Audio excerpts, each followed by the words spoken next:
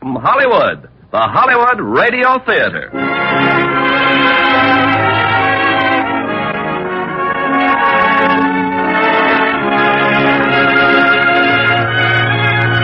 Starring Thelma Ritter, Terry Moore, and Stephen McNally in Pickup on South Street. Ladies and gentlemen, your producer, Mr. Irving Cummings. Greetings from Hollywood, ladies and gentlemen. Tonight's story has a most unusual cast of characters. A pickpocket who discovers he has stolen an important piece of microfilm from a sultry messenger for the communists, and an unforgettable creature known as Mo. We bring these fascinating characters together in a hard-hitting drama from 20th Century Fox, Pickup on South Street.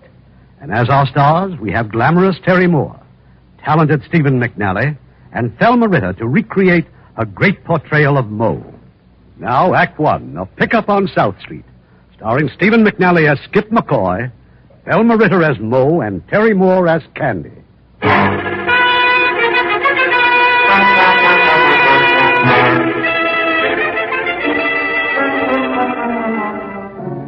I had come to New York from Washington. We had one good suspect, a girl.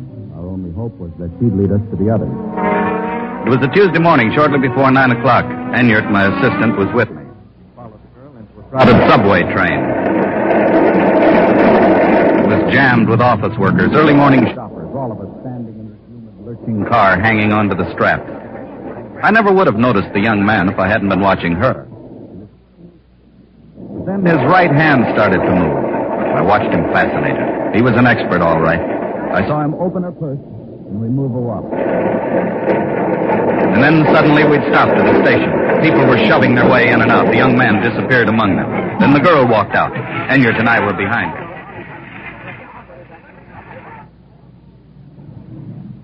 Look, why don't I follow the girl and you try to pick him up? You got a good look at him, didn't you? Try and find him downtown New York in the morning rush hour? You sure he was a thief? You sure she didn't know he was taking that woman? I'm not sure of anything. Hold it. Look.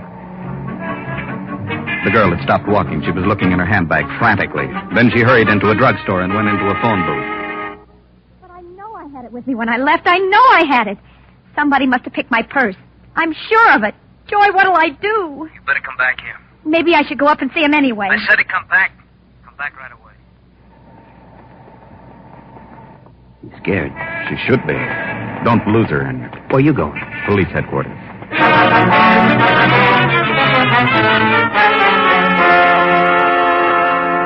Have a seat, Mr. Zara. We don't often get a chance to cooperate with you people from Washington. You're in charge of the pickpocket squad? Right. Well, Captain, I'm looking for a man, but I don't know his name. Then we're in trouble. He stole a wallet out of a woman's purse on the subway. You know what he looks like? Yes. Then we're in business. Let's look at the files, Mr. Zara.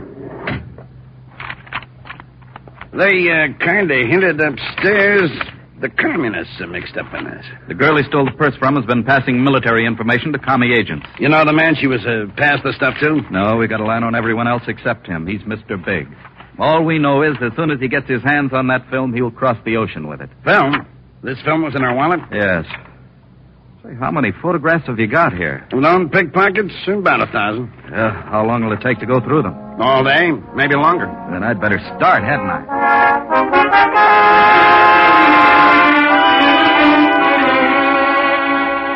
I don't know what more I can tell you, Joy. It's just one of those tough breaks. The guy who picked your purse, we've got to find him. In New York? How? You're crazy. Got to find that film.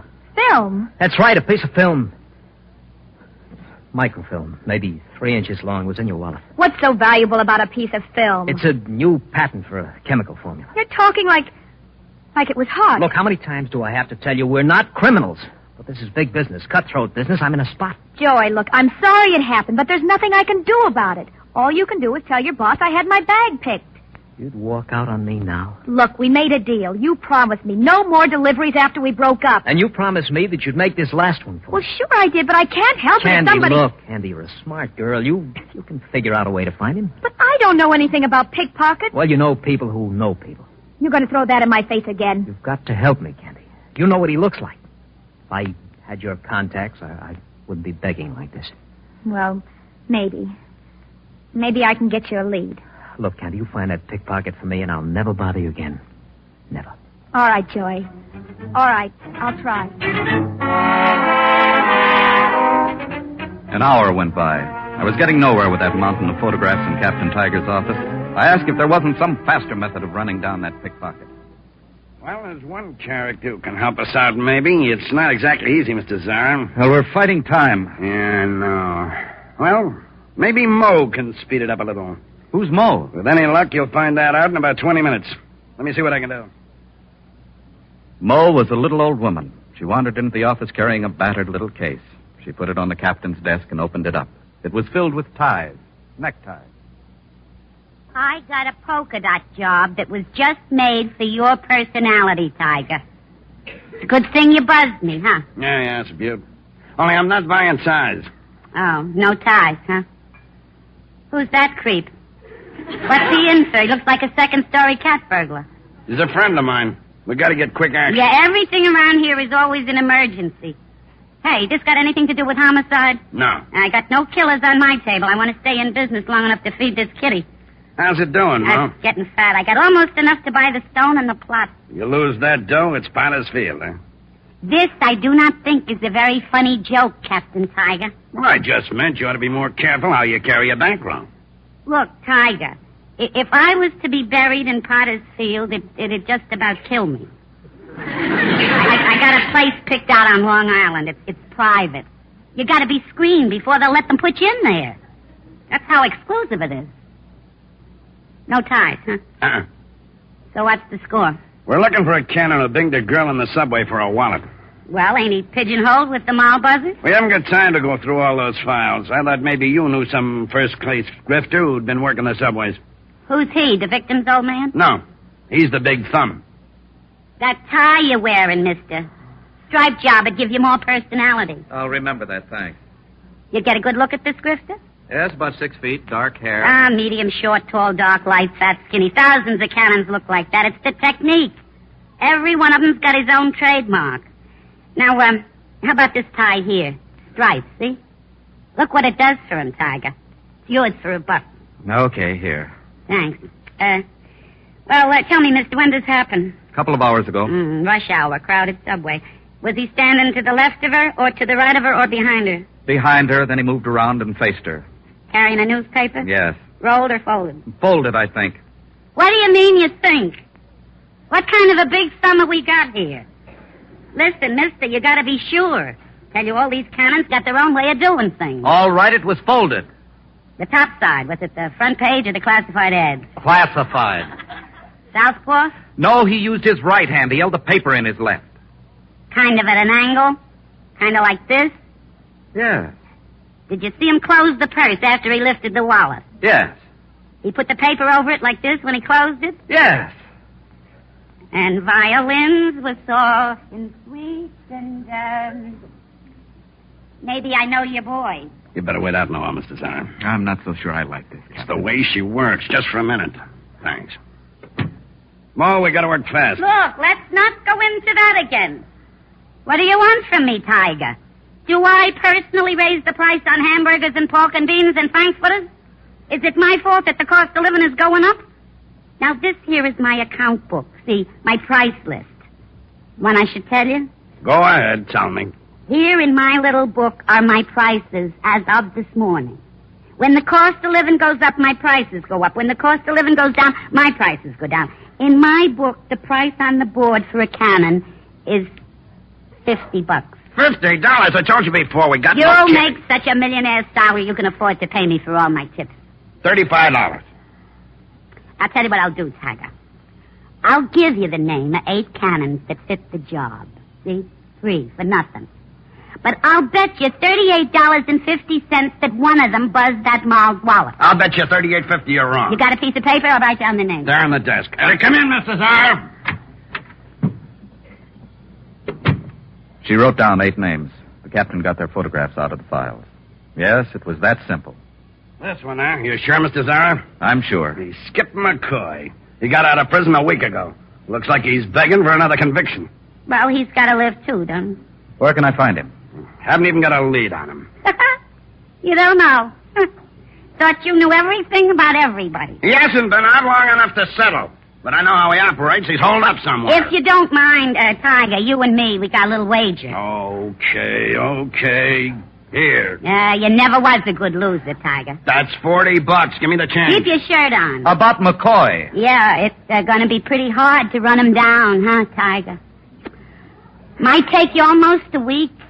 What are you angling for, a side bet? Well, every extra buck has the meaning all its own. It just so happens I haven't got any left. And it just so happens that I know where he's shacked up. That's part of the bet. Listen, Tiger, do you realize that the cost of living has gone up 50%? No, I got no more time. Then what are you stalling for? Why don't you name me a pitch? Okay. Next time I'll give you odds. 2-1. How's that? The promise? Yeah. All this gibbling and gabbling. Give me that pencil and another piece of paper.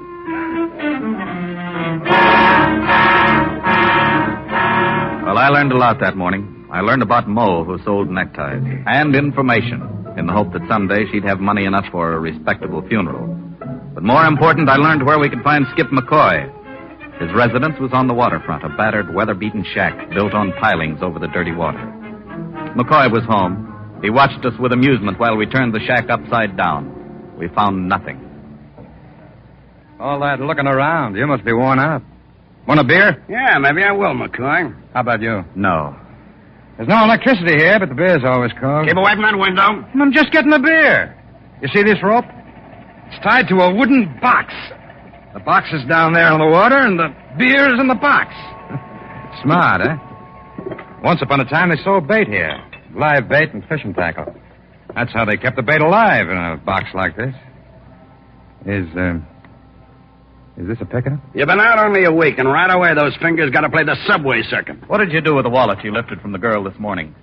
Me? Grifting a dame in a subway? Okay. Arrest me. You were spotted lifting that wallet. The girl was carrying TNT, and it's going to blow up right in your face. What girl? I'll jam that grin right down your cheek. Go ahead, slug me. I'll see you hit the backyard without pay for a year. What's the matter, Captain Tiger? Are you nervous? McCoy, all we want is the wallet. If you got rid of it, tell us. If you threw the film away, tell us where. Who's your friend? Answer him. I'll tell you again, I've been clean ever since I got out.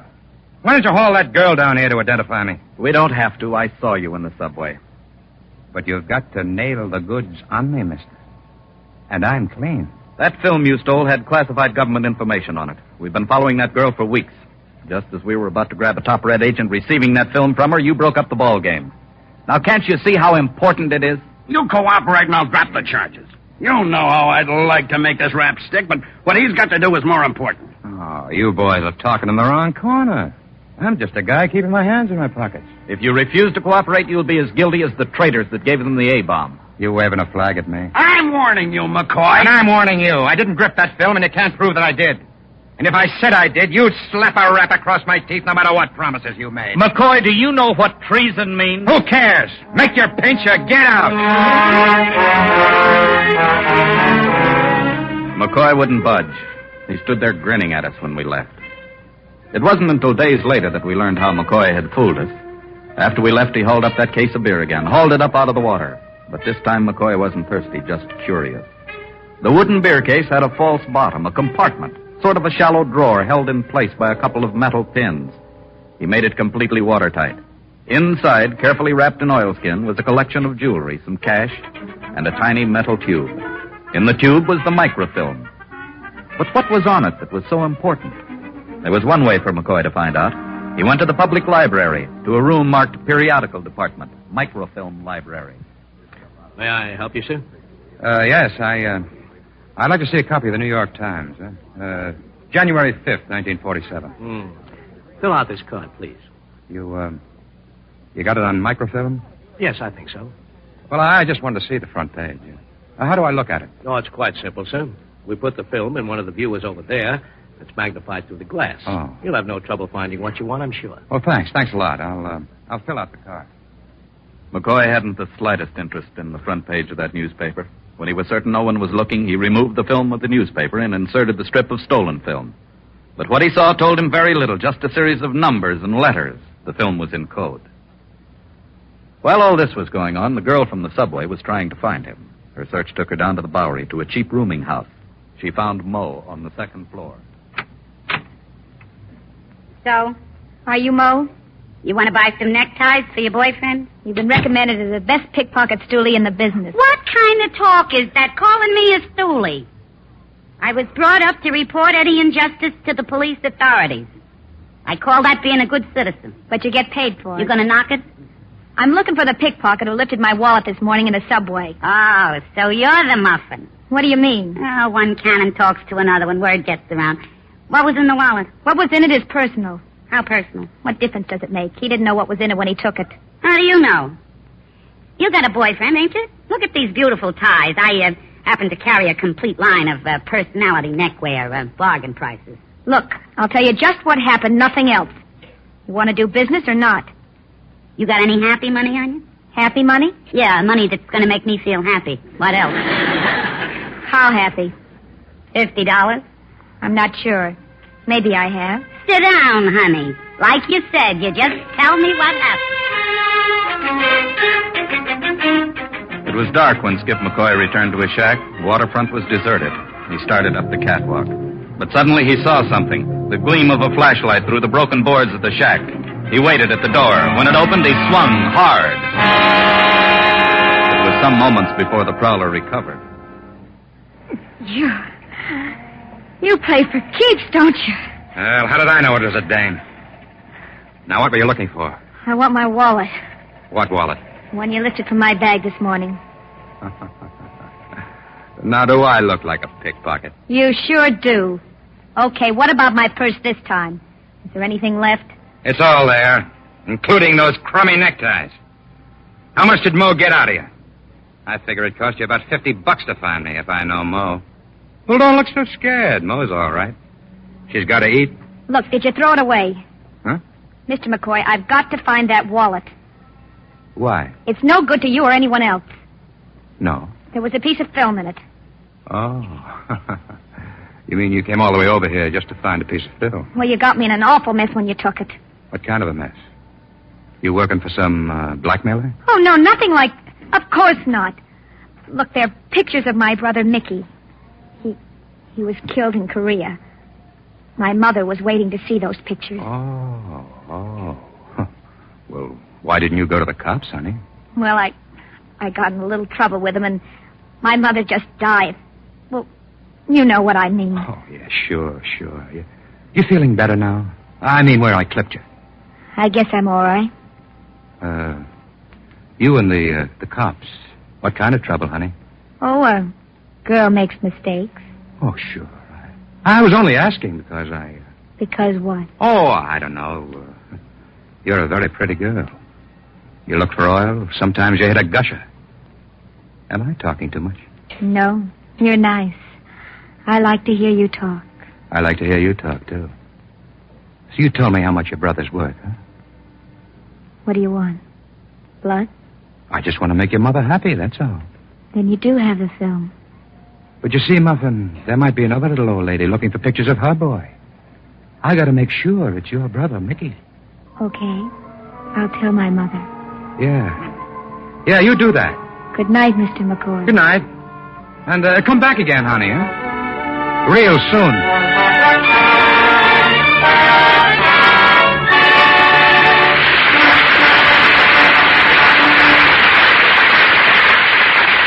Act 2 of Pick Up on South Street in a moment. Our servicemen around the world have a wonderful opportunity to observe new customs and traditions. And they're finding out that these ideas of other people aren't so strange after all. For instance, in many areas, there's a belief that trees and their products bring good luck.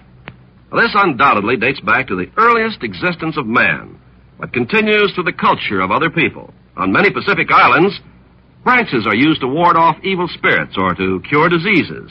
In some of the Western countries, certain trees are thought to be lucky for the person who touches them.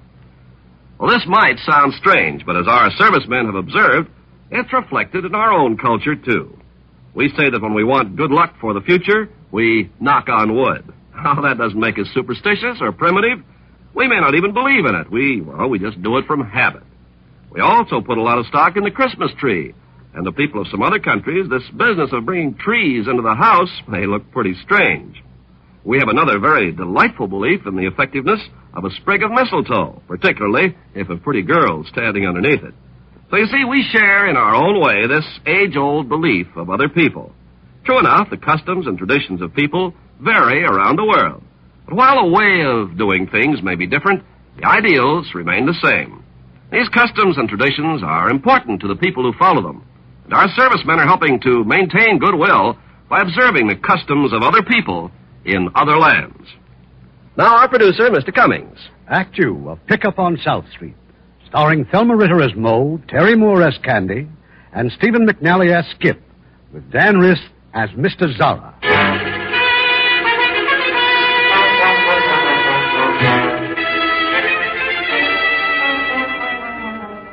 We were waiting on South Street, Captain Tiger and I. We trailed the girl. She went back to the apartment in Midtown, to Joey's place. Did you find him? Has he got it? Yes, but he knows, Joy. He knows what's on the film. Oh, what I had to go through to run that guy down. A professional stool pigeon took me for $50. Oh. She calls herself Moe. She lives at 134 Bowery, up over a tattoo parlor. Sells neckties as a front. What did you mean, he knows what's on it? He's been around, Joy. He's shaking you down. You mentioned my name. No. Does he know where I live? What are you getting so excited about? You should be celebrating. I found him for you, didn't I? So I'll give you his address and you can go over and make a deal. No, I can't take a chance. Well, I like that. You can't take a chance, but you sent me over there. Look, it's different with you, Candy. In what way? Well, he might have been hired for the job. You think he knew what he was stealing? That could be. Well, then why didn't he contact you? It doesn't make sense. Look, he might be playing both ends against the middle, don't you see? No, I don't see, but maybe there's something about that film that you haven't told me, Joy. No, look, Candy, there's nothing complicated about it. It's just that, well, if he knew what I was after, he jumped the price, that's all. I told you I was in a cutthroat business. These manufacturers do anything to eliminate each other. That's the reason that I've got to keep out of it. And that's the reason that you've got to go back to him. Well, I'm not going to. Look at my face. He hit me. Oh, come on now, Candy. Listen to me. This is all part of your last delivery. You started the job, finish it. Here, look. Here's $500. Offer him $50. If he holds out for more, give him another $50. Whatever's left is yours, honey. You can buy a lot of nice clothes for $400. Yeah, I can. Good. You come back with the film. I'll wait for the office. Why the office? Because Fenton's waiting for it. Fenton's waiting at the office.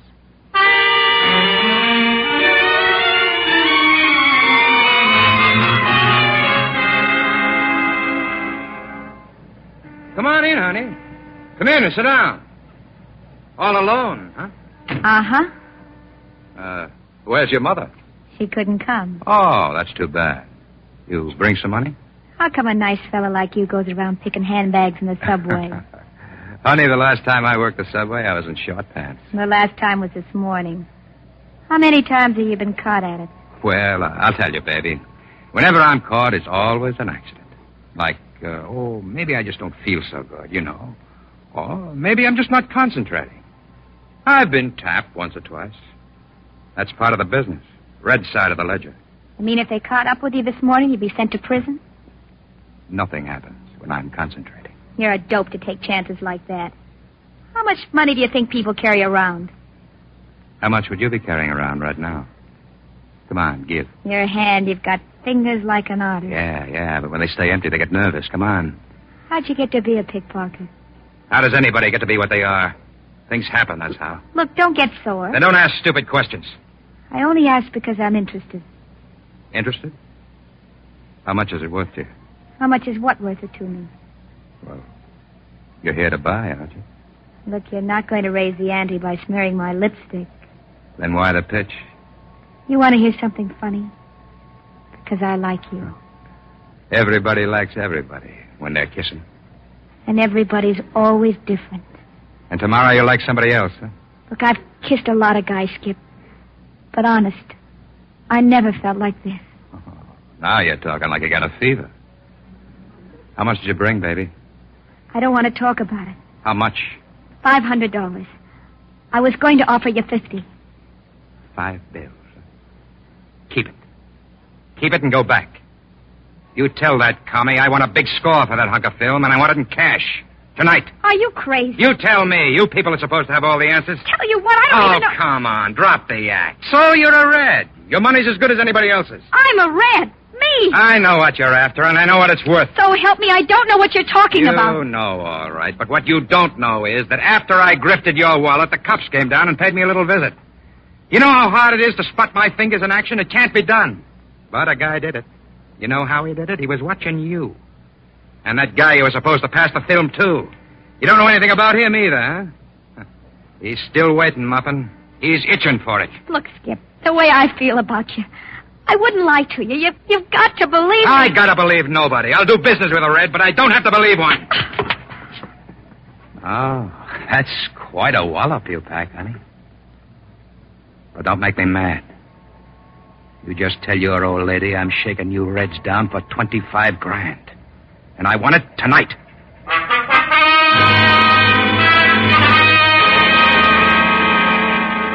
Come in, Candy. I've been waiting for you. Hello, Mr. Fenton. Where's Joey? He's here. Joey told me you'd have something for us. Well, I don't. Oh, what a line he gave me, and me falling for it. You know what's crazy about the whole thing? You know what he wants? $25,000. $25,000 for that film. Did you ever hear of such a crazy thing? You know why? You know what he said? Well? He's crazy. He said I was a commie. Did you ever hear of such a thing? Oh, what makes people like that? Where do they get such ideas? All right. He wants to shake you down. But to start calling us commies... Joey! And you know what else he told me? Sit down. Joey! You don't have to say it all over again, I heard. You should have taken care of him yourself. You know I couldn't take a chance. I know you're getting paid to take them. Joey, that man in there, the other room, who is he? It doesn't matter, miss, who I am. Mr. Fenton? Yes, sir? I'll tell you for the last time. Security is not interested in all this confusion. That film must be delivered to me by tomorrow night. That's all I have to say. I'm leaving too, Joey. Like the man said. Get that film. You can't do it, Joey. No, Joey. Where does he live? Where? If you kill him, you'll get the chair. Joey, look, I know we're all washed up, but I still owe you something for the break you gave me. I don't want to see you end up on a slab. All right. I'll find him myself. I'll find him the same way you... No, I'll tell you. He lives at 704 West 47th Street, near 10th Avenue, in the basement. We knew the three men Candy had seen, Joey, Fenton, and the stranger, but there was still someone bigger. All three were trailed when they left, so was Candy. She took a cab to the rooming house over the tattoo parlor. I didn't know who else to go to. What can I do? Please tell me, what can I do? Why don't you go to the cops? Who'd believe that I didn't know what was in my purse? Would you believe me? Do you know what they do to people who hand out government secrets? Times like this, my necktie business don't seem so important. Oh, Mo, you've got to promise me. When Joy asks you, you don't know. You don't know where Skip lives. Joey won't find me. He knows where you live. Then why ain't he here? I gave him a phony address for Skip McCoy. He's looking for him now. Why don't you tell Skip? Oh, he won't believe me either. So he crawled under your skin, too. He's as shifty as a snake, but I love him. You sold him out for $50. Oh, look, some people settle apples, lamb chops, headache pills. Me, I peddle information. Skip ain't sore, he understands. We live in a different kind of a world. Oh, once in a while he gets hot under the collar if I sell him short. But you wouldn't sell him to a commie. What do you think I am, an informer? Thank you. This muffin's a real softy. Okay, kid, hand me my box of ties. Maybe I'll go out and do a little peddling.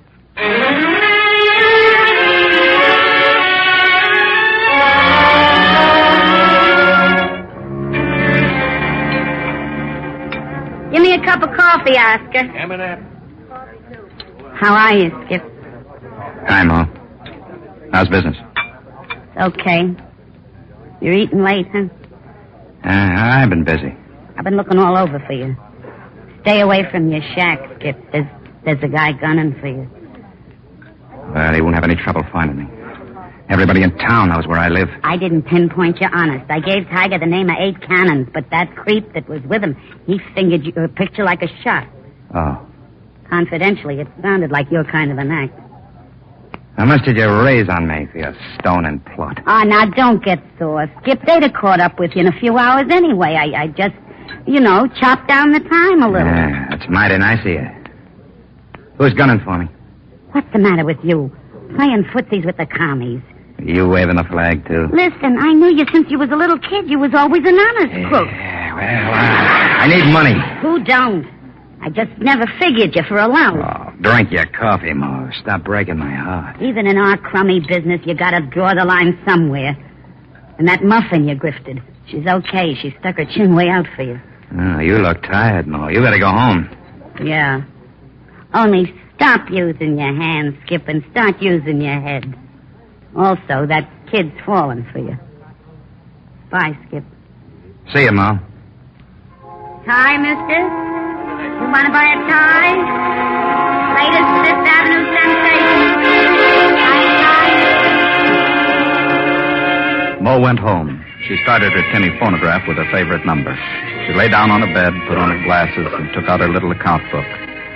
With a little luck, she'd have that headstone and cemetery plot all paid for in maybe one more year. Yeah, with any kind of a break, she'd make it. And then the door opened, and a man walked in. What are you buying, mister? The name and address of the pickpocket you sold to a girl tonight. Oh. Well, maybe I forgot. Come on, here's $100 to help you remember. You pant like a dog. 200. What's this guy made out of, diamonds? Just the name and address.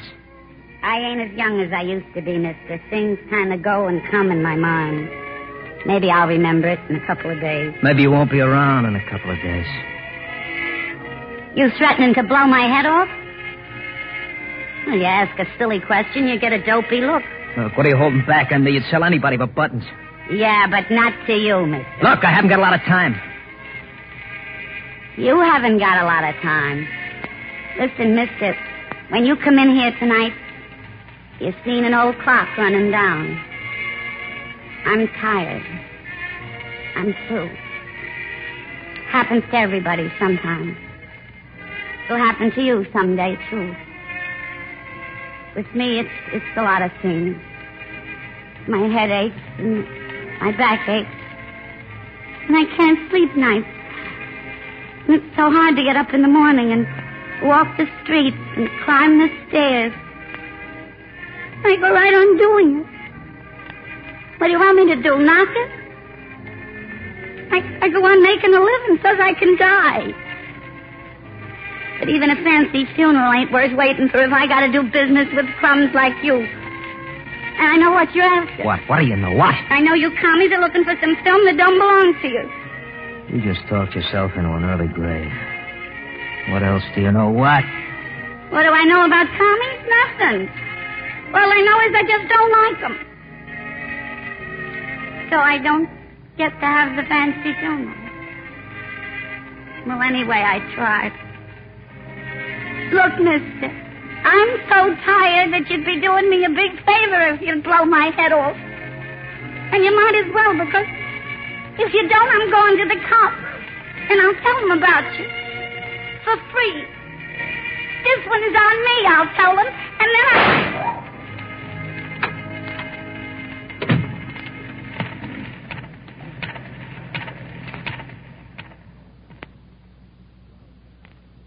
2 hours later, Skip Malone was in police headquarters.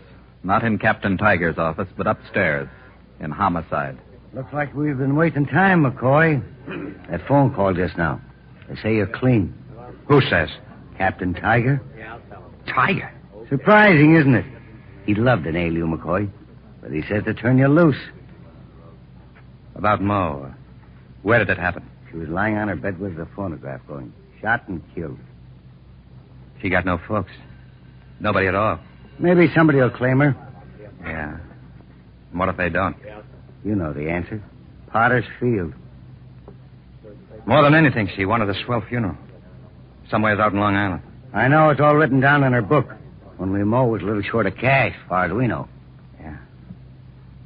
I got $200. Make it Long Island. That's something for you and the morgue to talk about. Use the other phone if you want to. I got to call the captain. Skip McCoy stayed clear of the shack that night, and the next morning he went out to Long Island. He returned to his shack early that afternoon. Candy was waiting for him. Mo's dead, Skip. Last night, she was killed. Yeah, I know. You bring the money? No, Then what are you doing here? I'm not sure I know myself. Skip, I went to Mo last night. I begged her not to tell Joy where you lived. She wouldn't tell you, Skip. Who is Joey? Your old lady? You're not listening. Is Joey your old lady? Yes, I told Mo all about him. I knew he'd find her. You think he did it? He was ordered to find you. I saw him take a gun, but honest, Skip, I didn't think he'd kill her. It's my fault, but I didn't know. I got no right to yell at you. She just didn't figure to go that way. Been up all night, just walking the street. Yeah, it's all right. I didn't know where to go. When I read about it in the papers, but... Oh, I just had to see you, Skip. I had to tell you how it happened. Yeah, I know. You've been so wrong about me. Take it easy. I had nothing to do with Look, I told you, it's all right. I see the whole picture now. This Joey, where does he live? He's got a gun. Don't worry, I'll let the cops handle him. Where does he live? 340 West 96th Street. You're not going there. Why not? I've got a piece of film that he wants. He better have that 25 grand ready. The girl watched him as he hauled the wooden beer case out of the water, as he opened the hidden compartment and took out the tube containing the film. Skip couldn't see her. He couldn't see her take one of the empty bottles from the shelf and bring it crashing down on his head. She left the shack a moment later. I was waiting across the street. She led me straight to police headquarters, to Captain Tiger's office. Here's the film you've been looking for. Thank you. Thank you very much. It's the film the commies want. Skip told me to bring it to you right away. Skip told you? Yeah. Somebody followed me here. I took a cab. He was in another car. I followed you. Just take a chair, please. This film, can you tell? Well, let me see it against the light. Now, just relax, miss, and answer a few questions. Well? How did you contact Skip McCoy? A lady called Mo. Your friends have anything to do with the murder? Yes. You'll say that under oath? I'll tell you everything I know under oath. Do you know what was on this film when Skip lifted it from your purse in the subway? Look, mister, I didn't say anything about anybody lifting anything from my purse. I came here to help you out. That's the way Skip wanted it. All right, so he's changed. It's possible, isn't it? Let him be decent if he wants to. And what's the difference why he sent me? I'm here with the film. That's enough. How long have you known Joey was a communist agent? I didn't know until Skip told me, honest. You want to help us fight commies, don't you? That's why Skip sent me, to help you. What I'm going to ask you to do might be dangerous. I'm here. Go back to Joey with this film. Carry through with the original plan. Now, whether you make delivery or Joey does, it won't matter. We'll jump when the film passes to the man we want. Will you do it? Yeah, sure. Here's the phone. Call him up. Tell him you've got the film. Now? Yes. Okay. Well, I told you, Captain Tiger, there's a big difference between a traitor and a pickpocket. Maybe so. Joy, this is Candy. I've got it. I've got the film.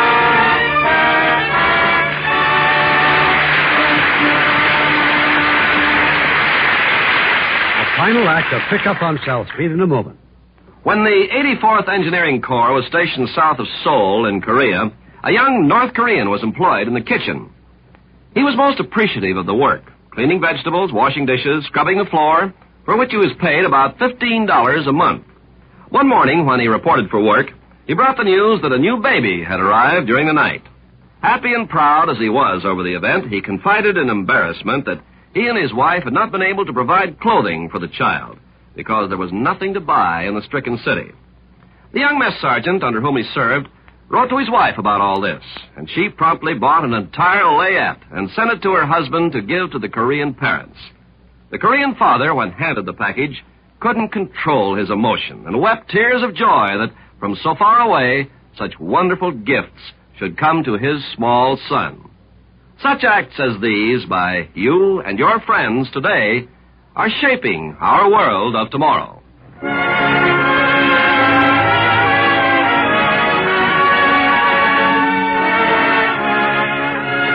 We pause now for station identification.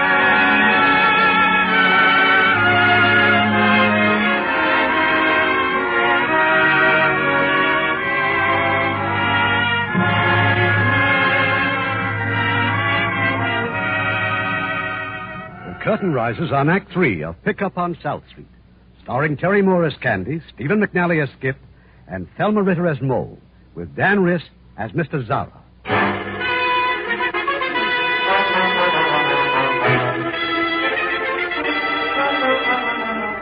Yes, Candy was doing exactly what we wanted her to do. She told Joey on the phone that she'd have the film in half an hour to pick it up at her apartment. We took our positions on the street and waited for Joey to leave. But Joey had more on his mind than just that piece of film. Well, I got it, Joy. Here Here in this envelope. Real anxious to give it to me, huh? Real anxious to get me out of here. You've been screaming for it ever since McCoy, I went where you told me. Why did you give me a phony address? I had to. Why? Because I knew what you'd do to him. I didn't want you to kill him.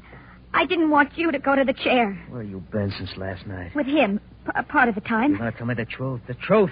What are you up to? What are you trying to pull on me? Go ahead, rough me up if you don't believe me, but I got the film. How did you get it? He wanted $25,000. How did you do it? How? Doesn't matter. Look, I wasn't lying to you, Joy. I just didn't want to see you get in trouble. Oh, you know how I feel about you. I'd do anything for you, Joy. I'd give you anything. You'd do anything for me, huh? This film, part of it's missing. He cut off one of the frames.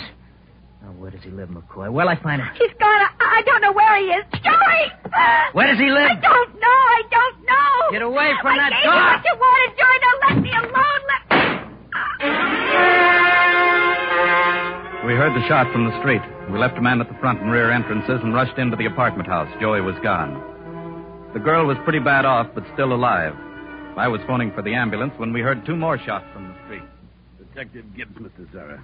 Joey got out by way of the dumbwaiter. He saw Gibbs and he killed him. Gibbs didn't even have a chance to pull his gun. What about the girl? Still unconscious. The film? Gone. I better call the commissioner. You got the file on Joey? Yeah, sure. We've got to find him. We'll find him. In less than an hour, every cop on the force will know what he looks like. If he's recognized, I want him followed, Captain. No matter what happens, I don't want an arrest until he passes the film. Yes, sir. First Mo, then the girl here, then Gibbs. Who's next, Mr. Zara? I got the answer to Captain Tiger's question late that night in the hospital. The girl was able to talk now. But all she'd talk about was Skip McCoy and how we had to protect him. Joey was going to kill him. McCoy was still very much alive when we picked him up the following morning. We told him about Candy. He said he wasn't interested. But when he left us, he went straight to the hospital. Skip. Yeah. You all right? I guess so. The nurse was just popping off about you. How come? I don't know. I suppose I've been giving them a bad time. I was afraid they wouldn't find you in time. They found me. That piece of film, it cut part of it off. How would you know? Joy. Made sure I knew. I had to tell you before I got to you. I play everything smart with you. I'm breaking a beer bottle over my head, taking the film. You still got part of it. Get rid of it, Skip. Get rid of it. You're clean now. Sure. You know, you sound just like you mean it. Every word. I'm sorry I spoiled your big score. $25,000. Skip, I know it sounds corny to you, but I'd rather have a live pickpocket than a dead traitor. And I'd rather have a girl who talked without a twist. I told you before. I wouldn't lie to you. Does Joey know where I live? Yes, but I didn't tell him. I didn't. Who did? Your address, I had it written down in my purse. It was on the table when Joy came for the film, only now it's gone. Mr. Zara told me it's gone. Just don't go back there. Please. Not till I find Joy. He did this to you, huh? Yeah. Tried to kill you? Yeah. Why? I wouldn't tell him where you lived. Thanks. I'll be back to see you tomorrow.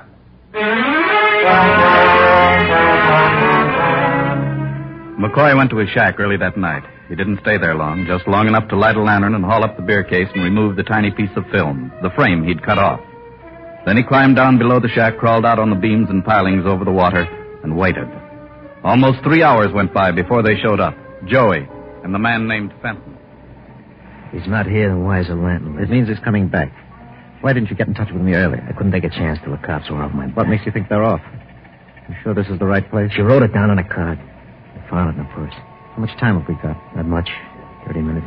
You'd better deliver what you've got. Mr. Big is getting angry. But maybe it's better if you turn it over. I'll stay here, wait for McCoy. I'll wait. Get going, Joey. Tell the boss I'll meet him at the airport with the other frame, but not to wait. Yeah, I'll tell him.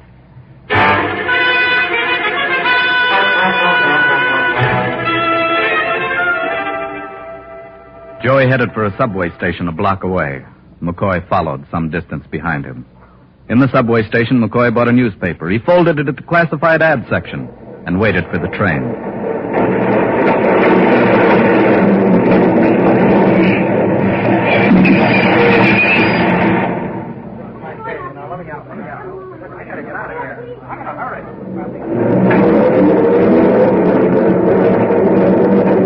watched as Joey entered the car, then sat down at the other end. As they passed 33rd Street, Joey got up and waited in the vestibule. McCoy didn't move, and the train went on to Times Square.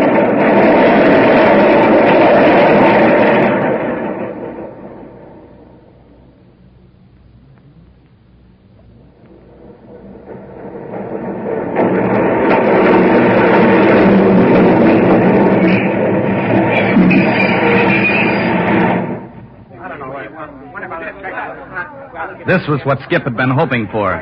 People, crowds of people pushing their way into the subway. The after-theater crowd.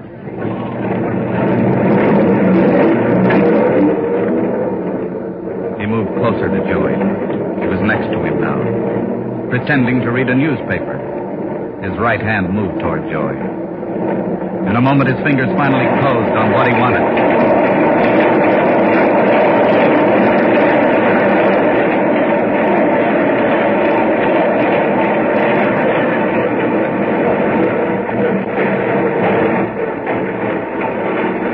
Now the train was stopping. 72nd Street. Joey got off. So did McCoy. In the station washroom, a man was waiting for Joey. He took the envelope with the film and started out. But in the doorway, blocking his way, was McCoy. That film, Buster. There's a frame missing. What? You get out of my way! It's me, Joey. McCoy. I've been looking for you. Yes, I know. This is going to be easier than I hoped for. Is it? Your gun's gone, Joey. I got it. I figured I was all through picking pockets in the subway. Guess I'll never reform, huh? Oh, wait. You wanted money, we can still do business. What's it worth to you? All I want is you, Joey. There's a dame named Mo who's dead. And another named... who's still in the hospital. There's your gun, Joey. Now go on. Go get your gun.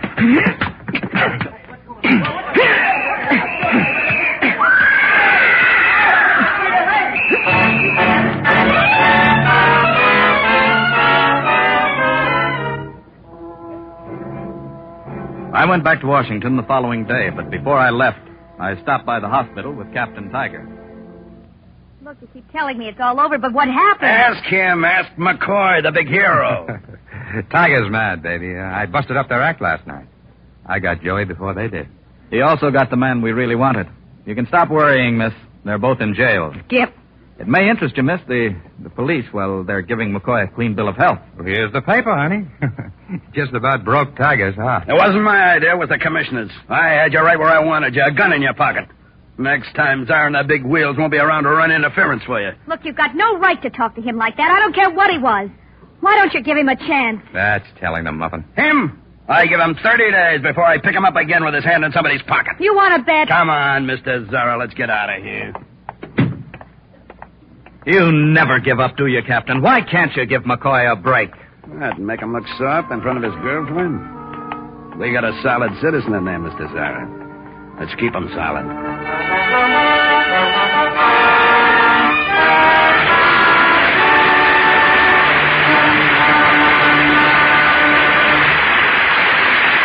In a moment, our stars will return. Make a friend, and you make an ally. There's a thought for you to keep in mind, as many another American has. Today, one of our outstanding ambassadors of goodwill is Nelson Rockefeller, grandson of John D. With his brothers, Nelson has invested $3 million in a business partnership with South American nationals. The official title of this venture is the International Basic Economy Corporation, but South Americans call it El Plan Rockefeller. With American equipment and techniques, among other things, Nelson Rockefeller has built a profit-showing fishery in Venezuela, a reconversion plant to turn powdered milk imported from the United States back into fluid milk, a food warehousing and distribution concern, a series of model and self-supporting farms, and a 300-acre hog farm. Throughout South America, the Rockefeller plan has set up thriving businesses, enthusiastically supported by the people and the governments of the two nations. Part of the plan's profits go back into other projects for food production and distribution, where little or no production has been done before. Part will help finance the American International Association, a non-profit organization set up to study scientific nutrition, sanitation, hygiene, and child welfare. In 10 years, when the International Basic Economy Corporation is fully established, its stock will be sold to citizens of the countries in which it now operates. As Nelson Rockefeller put it, the people of South America don't want Santa Claus gifts. They want to be partners, and with us, do the job of helping themselves. Mr. Rockefeller knows only too well that by helping others, you help your country. Now, here's Mr. Cummings with our stars. And here they are, three very nice people, Steve McNally, Terry Moore, and Thelma Ritter.